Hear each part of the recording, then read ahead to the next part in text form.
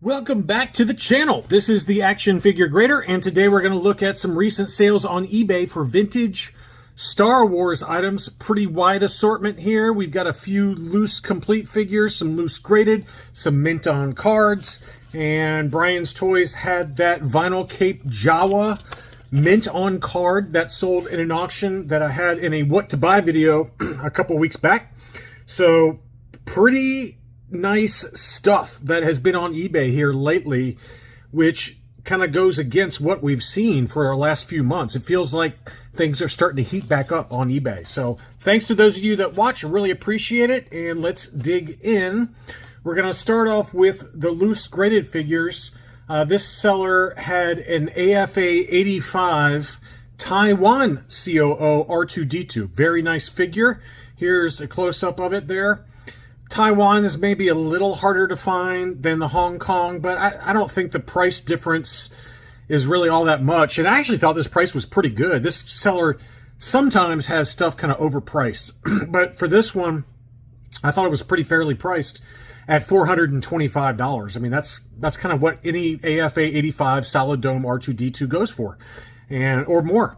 We've seen some in an auction this year. Just the standard Hong Kong go for more than this price of $425. So good deal there, or a fair deal for a Taiwan COO AFA 85. This was one I sent out to my Patreon supporters. Not sure if any of y'all bought it or not, but this is the Takara Japanese alternate head sculpt C-3PO. So these were only made in the Takara factory in Japan, and you can see there it's got JP for Japan for the COO, country of origin. Uncirculated 85 old case style, but not sure if it's coming through very well there. But this one has got kind of, he's kind of known for kind of a longer neck / chin area. So it's a little bit different sculpt. There's also a Darth Vader that has a specific Japanese sculpt. Those are the two big ones from the Takara factory, and more on the Takara factory here in a little while for a mint on card Vader. But this one was, again, a U85, very tough to find. And the last one that I remember that was an 85 loose graded, it's been a while now. It's probably been a year or a year and a half at least, but it was on eBay, and I specifically remember it selling around $850, $900, somewhere in that ballpark. The starting bid on this one was $500, so I sent it out to my Patreons. I was like, look, this starting bid price is way below what the last one sold for. So I think it's a good deal. And it ended up going for a good deal at $736. I think that's a really good deal for the alternate head. That's a very tough figure to track down, loose graded. So good deal there. Another C-3PO was this one. This was an AFA 80 plus for the droid C-3PO. That arm is...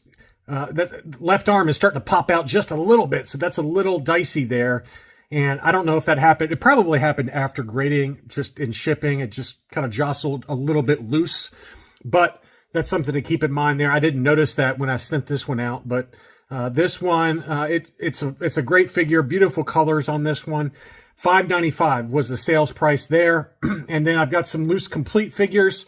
The first one being a Hollow Cheeks Tusken Raider. Look how beautiful that silver paint is on the eyes, cheeks, and horns.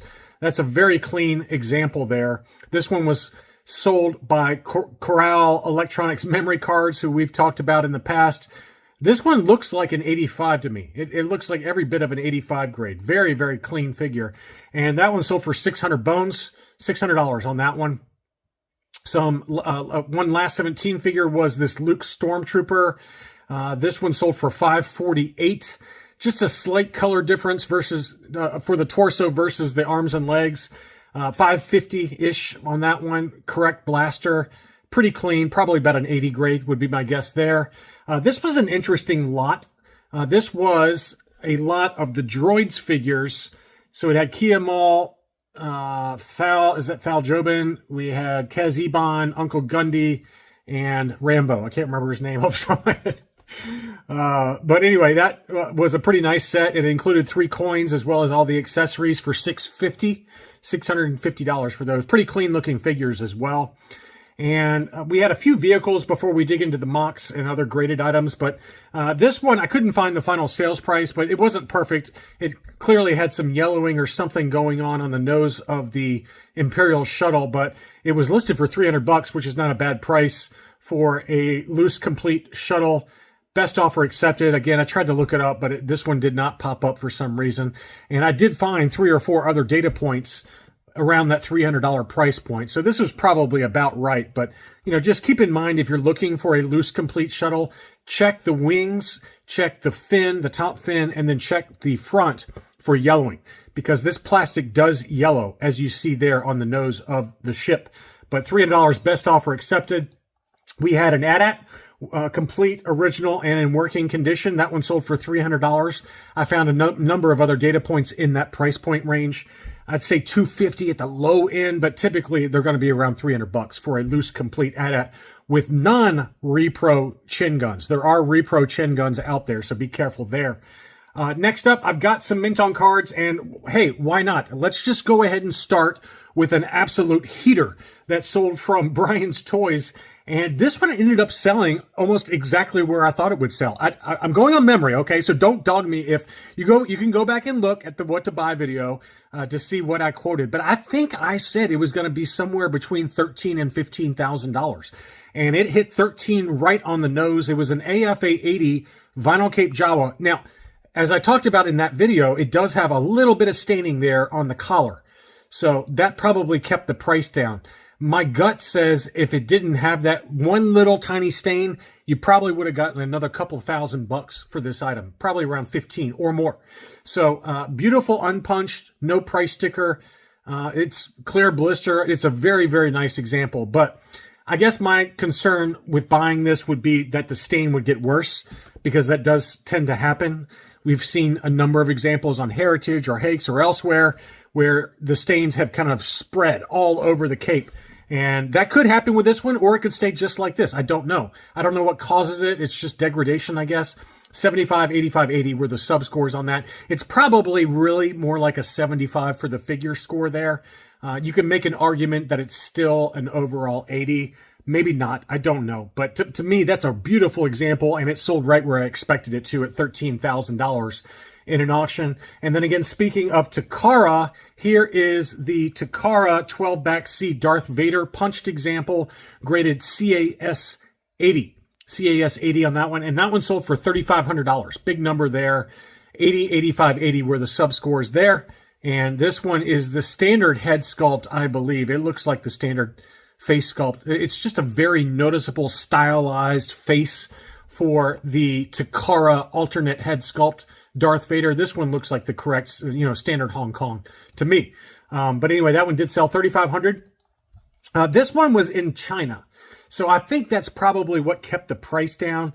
It says eBay Speed Pack standard shipping of $10, but it's coming from China. It was a factory sealed 12-inch Boba Fett. If you get it in this condition for $818 plus $10 shipping, you're doing really well. The flap really doesn't have much creasing on it. It's probably an overall 75, but it was factory sealed. And, again, I think the main reason that price stayed down was because it was in China, and who knows if you'll actually get it or not, or at least in the same condition that, it was shown. Some big-time vehicles and playsets that were sold by this seller, and I had a couple of these in my What to Buy video. And the first one was the qualified 80 grade radio-controlled sandcrawler. This is a big-time item. 80 grade, qualified, and you can see that here on the blue label AFA. That just means it's no longer factory sealed, but it does have unused contents inside the box. And what an absolutely awesome item. It was listed for $6,800. The best offer accepted on that was $5,800. That's a pretty decent price, I feel like. I feel like that's a good deal for what that is. I mean, just a loose complete sandcrawler can often go $900 to $1,500 in that ballpark, depending on condition and things like that. So to me, qualified AFA 80 for that, I think that's a good deal at $5,800, or a fair deal, I should say. Next up was Darth Vader's Star Destroyer. This was an AFA 80 factory sealed. It was listed for $4,400. The best offer accepted on that was $3,200.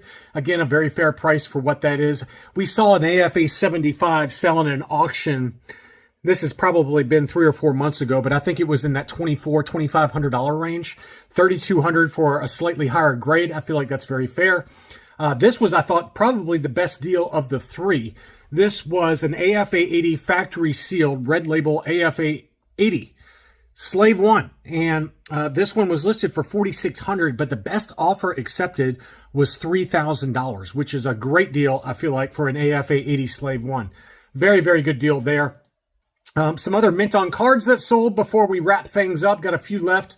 We've got a 41 back C3PO. This one was in probably about 75 grade condition. That one sold for $228.50. Pretty fair deal, I think, for what that was. It was not perfect. It had some edge wear in the bottom right-hand corner on the back of the card, and then some weird sticker stuff going on in the upper right-hand corner. So $228.50. This is not an expensive mint on card, even in high grade, so that's a very fair deal there. CIB had this 41 back AT-AT driver.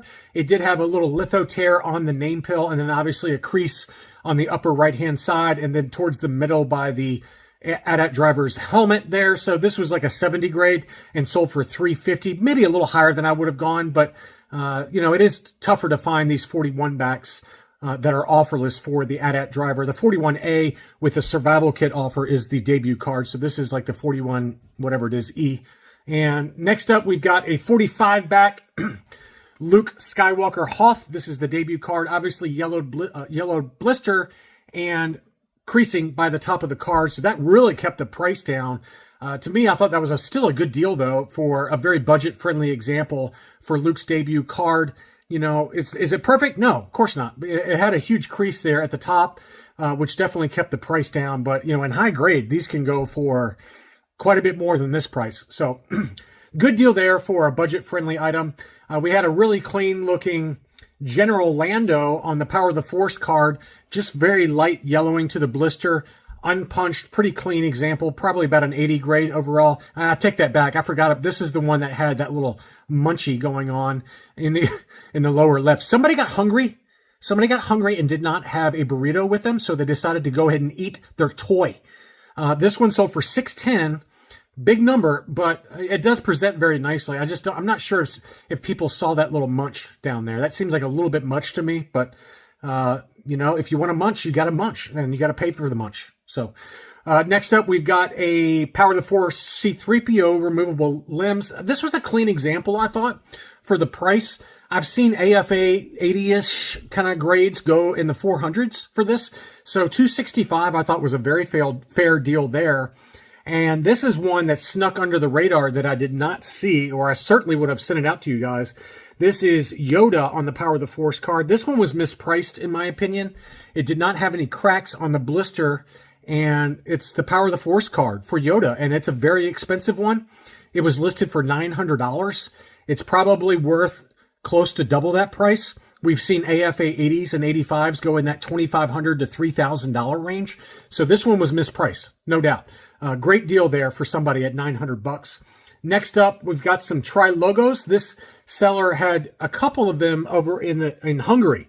So that probably kept the price down, but this is the R5D4 tri-logo. Pretty clean. It just had a little stress mark in the upper right-hand corner of the blister. I don't think it's a crack. It's just a stress mark. Sold for $220.50. And then he also, same seller, also had the hybrid tri-logo snaggletooth. This is a very tough one because it's got the standard Palatoy front, but then the tri-logo on the back. And these are very tough to find. They're available for the Cantina Aliens as well as the Cloud Car Pilot. I'm sure I'm missing somebody, but these are very, very pricey and very tough to get a hold of. So even in this condition, I thought that was a very fair deal at $193.50. $193.50 on that one. And then finally, we had a Power of the Force AFA 70 mini rig, the Security Scout. It had a huge crease on the top of the card, but that, you know, it's a very tough one to find, and we've seen a couple of these now that have sold recently. This was an AFA 70 and sold for $405 in an auction. So even though it's a fairly low grade in an AFA 70, this one sold for $405. The last two that sold, I feel like were a lot lower than that, but that's what this one sold for in an auction. I hope you enjoyed this look at recent sales on eBay. Thank you so much for watching, and I'll be back soon.